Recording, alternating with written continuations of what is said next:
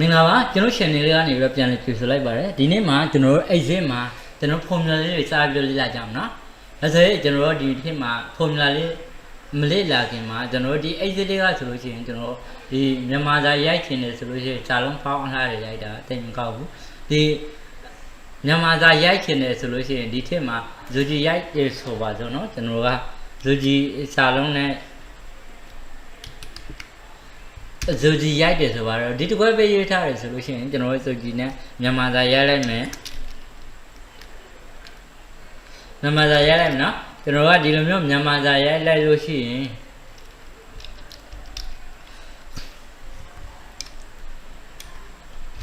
ဒီထက်မှာမြန်မာစာရိုက်လိုက်ပြီဆိုပါစို့နော်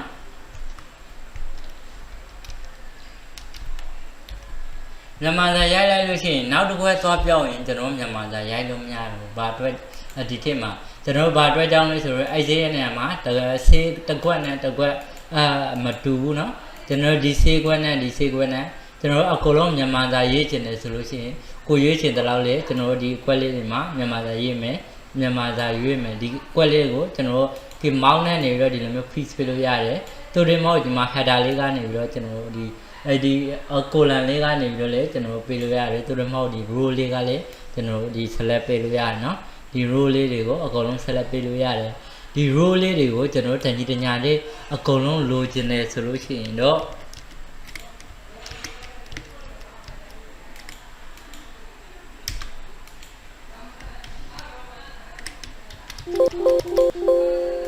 ကျွန်တော်ဒီလိုမျိုး row sequence လေးတွေကိုအကုန်လုံးညီညီညာညာနဲ့လိုချင်တယ်ဆိုလို့ရှိရင်ဘာလုပ်လို့ရလဲဆိုလို့ရှိရင်ဒီကောင်လေးကိုကျွန်တော် row ကဖြစ်ဖြစ်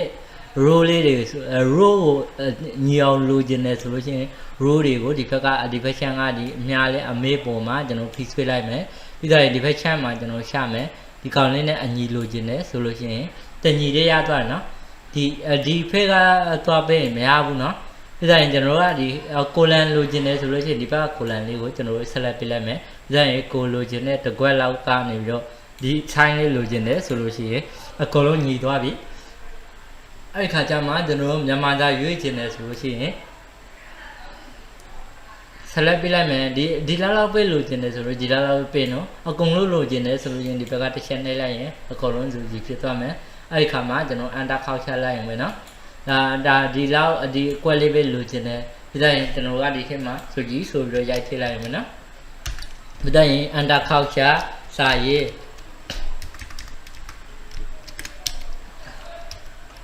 ကျွန်တော်စာရေးမယ်စာရေးလိုက်ပြီဆိုလို့ရှိရင်ကျွန်တော်ကမြန်မာစာရေးပြီဆိုပါစို့နော်စင်ဒီတိုင်းတက်ကီလေးနဲ့ခုံလို့ရနော်ဒါဒီကတက်ကီလေးနဲ့ခုံလို့ရတယ်ပြီးတော့ရင်အမီတက်ကီလေးနဲ့ခုံလိုက်မယ်နော်တက်ကီလေးနဲ့ခုံလို့ရတယ်ကျွန်တော်ကဒီကောင်လေးမှာကြာတော့တက်ကီလေးနဲ့ခုံပေးရတယ်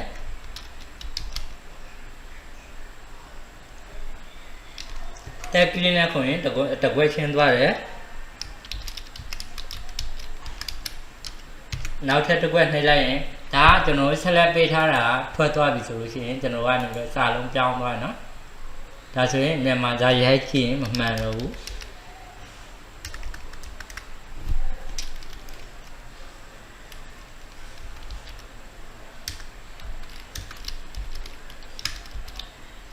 မြန်မာစာရိုက်မမှန်တော့နော်နောက်တစ်ခွက်ပြောင်းသွားလို့ဆိုရင်ကျွန်တော်ကမြန်မာစာရိုက်မမှန်တော့ဒါဆိုရင်ဒီနေ့မှာကျွန်တော်ကပေါင်းလေး formula လေးတွေအပေါင်းအနှောက်လေးတွေပြီးတော့ maximum လေးတွေကျွန်တော်လေ့လာကြမယ်နော်ဒါဆိုရင်ဒီ quest လေးမှာကျွန်တော်တို့ဒီကောင်လေးက print ထောက်မယ်ဆိုလို့ရှိရင်ကျွန်တော်တို့ဒီတိုင်းဒီအကွက်ကြီးတွေမပါဘူးနော်ဘာကြောင့်လဲဆိုလို့ရှိရင်ကျွန်တော်ကဒီကောင်လေးမှာဘောင်မခတ်ထားသေးလို့ print ထုတ်လိုက်ရင်ဒီလိုမျိုးပဲကျွန်တော်တို့ print site ပဲထွက်လာလိမ့်မယ်နော်အဲ့တော့ကြောင့်မို့ကျွန်တော်တို့လိုတလောက်လေးကိုကျွန်တော်ကဘောင်ခတ်မယ်ဆိုလို့ရှိရင်ဘောင်ခတ်ပြီးတော့ကျွန်တော်ကဒီကောင်လေးကိုprint ထောင်းရမှာပေါ့နော်ကျွန်တော်ကဒီလောက်ပေးကကျွန်တော်ဘောင်ခတ်လိုက်မယ်ပြီးတော့ရင်ဒီဘေးထက်ကဘောင်ခတ်လို့ရလဲဆိုလို့ရှိရင်ဒီထက်မှာပဲနော်ဒီထက်မှာဘူဒါဆိုတဲ့ကောင်ရှိတယ်အဲ့ဒီကောင်လေးတစ်ချက်နှိပ်လိုက်မယ်ပြီးတော့ကျွန်တော်အော်ဘူဒါကိုနှိပ်လိုက်လို့ရှိရင်ကျွန်တော်ဒီကောင်လေးမှာဝင်သွားလိမ့်မယ်သူတင်မဟုတ်ကျွန်တော်ကဒီကောင်လေးကိုအမိုးဘူဒါဆိုလို့ရှိရင်ကိုကြိုင်းနေတဲ့သလိုပြင်ဆင်လို့ရတယ်ဒီဘက်မှာ dark slide နဲ့လေကျွန်တော်တို့ပြန်ပြင်လို့ရမှာပေါ့နော် ဒီထဲမှာကျွန်တော်တို့ဒီကောင်လေးတွေကိုနှိပ်မယ်ဒီကောင်လေးတွေကိုနှိပ်မယ်ဒီကောင်လေးကိုနှိပ်မယ်ဆိုရင်ဒီမှာတစ်ချက်သွားနှိပ်လိုက်မယ်ဒါဆိုရင်ကျွန်တော် okay နှိပ်လိုက်ရင်ဒီလိုပေါ့ dash ပုံစံမျိုးလေးဖြစ်သွားလိမ့်မယ်နော်ဒီလိုမျိုးပုံစံမျိုးလေးဖြစ်သွားလိမ့်မယ်ဒါဆိုရင်ကျွန်တော်တို့ဒီကောင်လေးမှာကျွန်တော်တို့ပေါင်းပါဗောနော်ကျွန်တော်တို့ဒီကောင်လေးတွေကိုပေါင်းကြည့်မယ်အစတန်ဖိုးလေးတွေရွေးကြည့်မယ်နော်ဒီနေရာမှာ150ဆိုပါစို့နော်ပြီးသားရင်ဒီကောင်လေးမှာကျွန်တော်ကနေပြီးတော့ဒီကောင်လေးကိုကြာတော့350ကိုကြိုင်းနေတဲ့လူရွေးလို့ရတယ်နော်ပြီးသားရင်ကျွန်တော်တို့ဒီဘက်မှာဆေးခွက်မှာအဖြေလိုချင်တဲ့ဆေးခွက်လေးတွေကိုကျွန်တော်ကဒီပေါင်းမယ်နော်ပေါင်းမယ်ဆိုလို့ရှိရင်ဒီဘက်ချက်မှာကျွန်တော်အဖြေလိုချင်တဲ့ဆေးခွက်မှာequal to အရင်ရှာမယ်နော်ဘာ formula ပဲရကျွန်တော်ဘယ်လို formula လေးပဲရပေါင်းတာပဲဖြစ်ဖြစ်မြောက်တာပဲဖြစ်ဖြစ်ကျွန်တော်က equal to လို့အရင်ရှာပေးရတယ်နော်ပြီးတော့ကျွန်တော် keyboard က equal to ကိုတခြားရှာပေးမယ်ပြီးတော့ဒီအတိုင်းကြီးကျွန်တော်ပေါင်းလို့ရရတယ်ဒီအကွက်ဟာဘာလဲဆိုလို့ရှိရင်ဒီမှာဒီ column D မှာရှိတယ်ပြီးတော့ရင် row number 3ပေါ့နော်ဒါဆိုရင် D3 ဖြစ်သွားမယ်column ကနေပြီးတော့ဒီမှာဒီ column မှာရှိတယ်ဒါဒီ150ကပြီးတော့ရင်ဒီထက်မှာဘယ်မှာရှိလဲဆိုတော့ row 3မှာရှိတာပေါ့နော်ဒါဆိုရင်ကျွန်တော်ကဘာလုပ်လိုက်မလဲဆိုလို့ရှိရင်ဒီကောင်လေးကို A မဟုတ်ဘူးနော် D3 ဒီကောင်လေးနော်ဒါD ဒါ3ပေါ့နော်ပြီးတော့ရင်အပေါင်းမယ်ဆိုတော့အပေါင်းလက္ခဏာလေးပေါ့နော်ပြီးတော့ရင်ကျွန်တော်ကဘာလုပ်လို့ရလဲဆိုလို့ရှိရင်ဒီကောင်လေးကိုပေါင်းမယ်ဆိုလို့ရှိရင်ဒီကောင်လေးကဘယ်မှာရှိတာလဲ E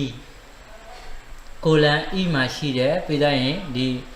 350က row number 3ပေါ့နော်ဒါဆိုရင် E3 ကျွန်တော် E3 နဲ့ပေါင်းမယ်အဲ့လိုမျိုးပြောတာနော်ပြီးတော့ရင်ကျွန်တော် enter ခောက်ချလိုက်ရင်ကျွန်တော်ဒီမှာ900ဆိုလို့ရတယ်350နဲ့150နဲ့ပေါင်းရင်ကျွန်တော်900ပေါ့နော်ဒါအဲ့လိုမျိုးကျွန်တော်အများကြီးဆိုလို့ရှိရင်အဲ့လိုလိုက်ပေါင်းနေလို့ရှိရင်အရှင်းနေအရင်ကြတာပေါ့နော်ဒါဆိုရင်နောက်ထပ်တစ်နည်းကကြတော့ကျွန်တော် equal to